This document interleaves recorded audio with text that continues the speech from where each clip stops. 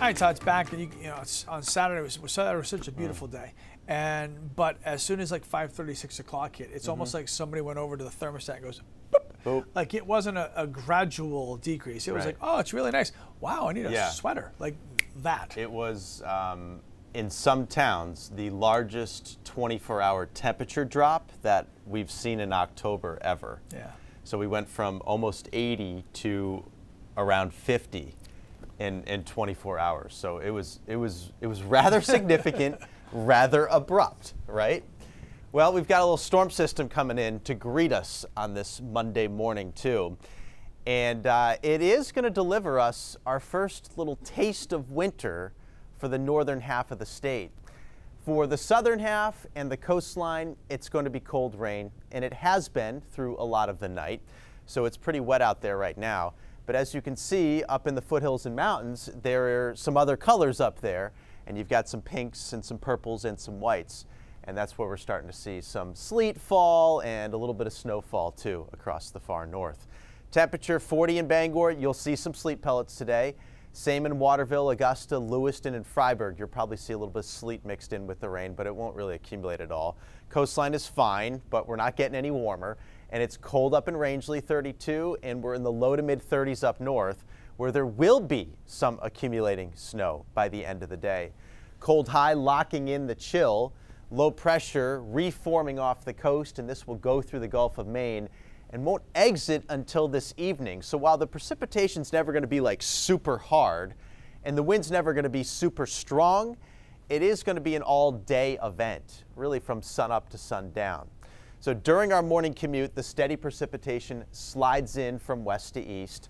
Again, cold rain for many. Be careful, wet leaves, a ton of them on the roads right now. You get to the northern half of the state, maybe it's Route 2-ish. You start to see some sleet pellets mixed in there, and then it's mostly snow up north. And that's how it'll play out through most of the day. Route 2 seems to be a dividing line between rain and snow, which will continue up north. And there will be a lot of slippery surfaces up north. On decks, on patios, you'll see some snow, definitely on grass and some of the tree limbs too. Roads will start to get a little slick as well, especially some of the back ones that don't get driven on much. And again, wet leaves elsewhere. And there'll be lingering slit spots this evening from the snow and ice up north and the leaves to the south, even though the precipitation will be winding down as we're eating dinner or getting home from work, and will clear out completely tonight. So cold rain for the majority of the southern half of the state.